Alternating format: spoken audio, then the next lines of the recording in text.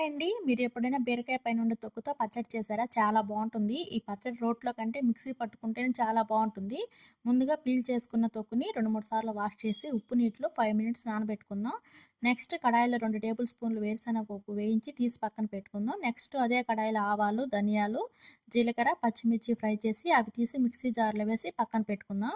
ఇప్పుడు అదే కడాయిలో కొద్దిగా ఆయిల్ వేసి వాటర్ వేయకుండా బీరకాయ తొక్కు వేసి 3 మినిట్స్ ఫ్రై చేసుకుందాం. దానిలో ఉండే పచ్చి వాసన పోయాక గ్యాస్ ఆపేసి పక్కన పెట్టుకుందాము.